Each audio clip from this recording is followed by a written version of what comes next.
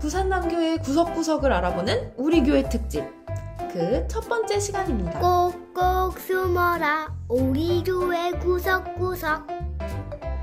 이번에 교회 앨범들이 발견된 비밀스러운 공간을 보고 정말 신기하고 재밌었는데 이런 공간들이 곳곳에 더 숨어있다는 이야기를 듣고 부산남교회 건물 동기분을 모셔서 랜선 투어를 해보려고 합니다. 안녕하세요. 안녕하세요. 저는 지금의 부산남교회 건물과 동갑인 84년생 양정원입니다. 저는 태어나면서부터 20살 때까지 교회 곳곳을 누비며 자랐고요.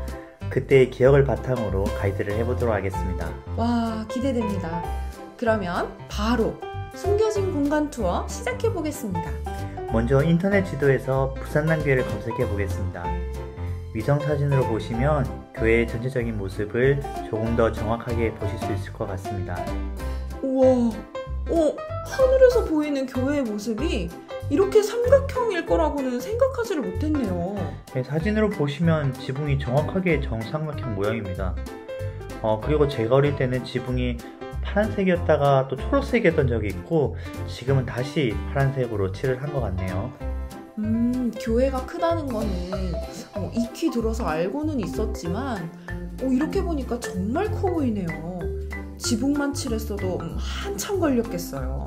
저번에 차재국 장로님 인터뷰에서도 잠시 나왔었는데 그 당시에는 이 지역에서는 굉장히 큰 교회당이었다고 들었습니다. 맞아요. 한강 이남에서 가장 큰 교회였다라고 하셨죠. 제가 정확하게 기억하고 있습니다. 그러면 지금 지도로 대략적인 면적 추정을 한번 해볼까요? 네.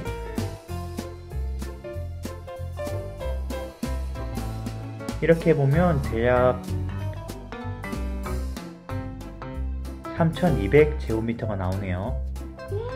3200이면 거의 970, 1000평 정도 가깝네요. 와, 수치로 들으니까 더 실감이 납니다. 이 아파트 쪽 모서리를 보시면 이게 지그재그로 모양이 나 있는데 혹시 보이시나요? 네네, 여기 주일에 교회 갈 때마다 지나가는 쪽인데 이렇게 지그재그인 건 몰랐네요. 여기에 또 비밀이 숨겨져 있습니다. 와우. 바로 이 지그재그 아래 천지창조 그림이 숨겨져 있다는 사실. 혹시 그래서 지그재그가 하나, 둘, 셋, 넷, 다섯, 여섯, 일곱 개! 그렇죠. 하나씩 확인해 보실까요? 네, 좋습니다. 먼저 첫 번째 날 하나님께서는 빛과 어둠을 나누셨죠. 혹시 보이시나요? 빛. 네네네. 마음의 눈을 크게 열어보니까 보이네요. 하나님이 빛이 있으라 하시는 것 같네요. 그리고 다음 둘째 날은 하늘로 물을 나누시죠. 이번에는 그냥 딱 봐도 알 수 있네요. 이쪽 위에가 하늘, 아래쪽이 물. 셋째 날은 땅과 식물들을 창조하셨고요. 여기도 큰 나무가 딱 보이네요. 여름에 밑에 가면 시원하겠어요.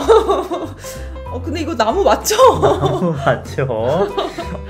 그리고 다음 넷째 날엔 해와 달과 별.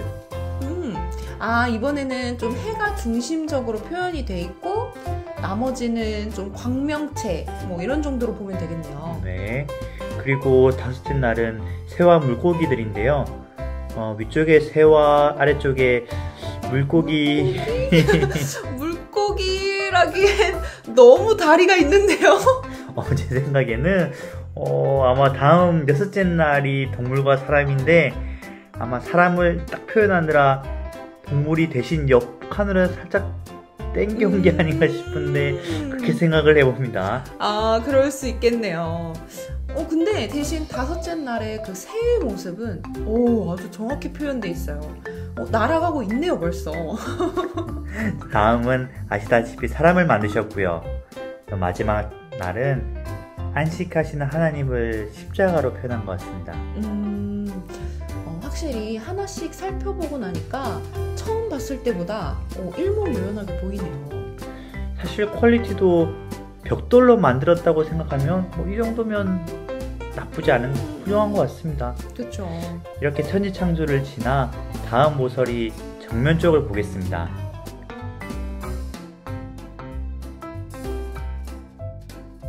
먼저 멀리서 이렇게 보시면 이쪽도 7개의 창을 볼 수 있습니다. 아, 위성 사진에서 봤던 그 지그재그 7개군요. 오, 이쪽은 기둥이 높게 부각이 돼서 그런가 더 웅장해 보입니다. 주일마다 들어가는 입구인데 멀리서 바라보니까 또 굉장히 새롭네요. 원래는 이 마지막 칸도 뚫려 있는데 지금은 엘리베이터가 설치되어 있어서 이렇게 좀 막혀 있는 것처럼 보이네요. 아, 엘리베이터가 처음엔 없었나요? 최근 한 10년 정도의 교회 모습만 알고 있는 저는 되게 새롭습니다. 그리고 이쪽에 7개의 공간도 천지창조의 일치들과 연결된 게 아닌가 조심스럽게 추측해 봅니다. 일리가 있다고 봅니다. 교회가 일단 정삼각형이고 또 각 모서리에 7개의 공간이 딱딱 맞춰져 있다면 결코 우연은 아닐 테니까요. 그쵸. 정삼각형도 아마 3일체를 뜻하는 게 아닐까 생각해 3일체. 봅니다. 그러면 이제 안으로 들어가 보겠습니다. 여기는 익숙하시죠? 네네. 그런데 제가 어릴 때는 이 유리창 공간이 없었습니다. 아까 제가 말씀드린 대로 요 끝쪽 엘리베이터 공간도 뚫려 있어서 사실 여기가 넓고 길쭉한 공간이었죠. 아, 그럼 정말 엄청 넓었겠네요. 솔직히 지금 줄어든 공간에서도 유초등부 아이들이 자전거를 타고 놀 수 있을 정도니까요. 네, 그래서 제가 어릴 때는 항상 여기서 축구를 했던 기억이 있습니다. 지금 생각해보면 이렇게 애들이 뛰어다니면 성도님들이 불편하셨을 텐데 잘 지켜봐 주셨던 것 같습니다. 축구까지. 그러면 이쪽 건물 쪽 통유리도 없었던 건가요? 아니요, 여기는 그대로 있었습니다. 그러면 공놀이가 좀 위험하지 않나요? 그것과 사실은 좀 연관된 기억도 있는데요. 제가 축구만 했던 건 아니고 어제 이상한 하키공 같은 걸 구해와서 하키를 했던 기억이 있는데 그때 유리창에 공이 맞아서 유리가 깨졌던 기억이 있습니다. 아마 5예배 시간이었던 것 같아요. 어떡해. 그때 집사님들이 뛰어나온 것 같은 기억이 나는데 그 이유는 기억이 잘 안 납니다. 근데 공간이 그 정도로 넓었으면 아이들이 충분히 공놀이 하고 싶은 마음이 샘솟을 것 같네요. 근데 혹시 그 이후로 이제 공놀이를 혹시 방지하기 위해서 이 앞 공간을 설계하신 건 아니겠죠? 그렇죠. 사실 그리고 그때는 여기 말고도 공놀이할 공간이 굉장히 많았습니다.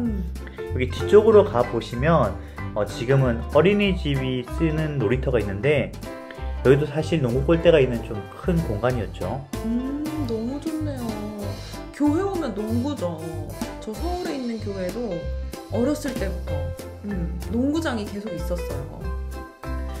여기도 높이가 굉장합니다. 좀 정확하게 알 수 있을까 해서 그 교회 사무실에 있는 도면 중에서 횡단면도를 찾아봤는데요. 1층에서 4층까지 높이가 더하면 한 16,800, 그러니까 한 16.8m 정도 되겠네요. 4층 높이 친구는 친구가 많이 높은 것 같은데요? 그쵸. 아파트 평균 층고가 3m가 조금 넘으니까 더하면 한 5층을 좀 넘겠네요. 야, 그럼 저 위에 저 전구는 어떻게 갈 수 있는 건가요? 저도 사실 그게 궁금합니다. 크레인이나 사다리 차를 이용하지 않을까 싶기도 하고 사실 간 적 한 번도 본 적은 없습니다. 아니면 또 다른 비밀의 공간이 있을 수도 있겠네요. 본격적인 교회 내부 비밀의 공간들은 두 번째 시간에 계속되겠습니다. Coming soon!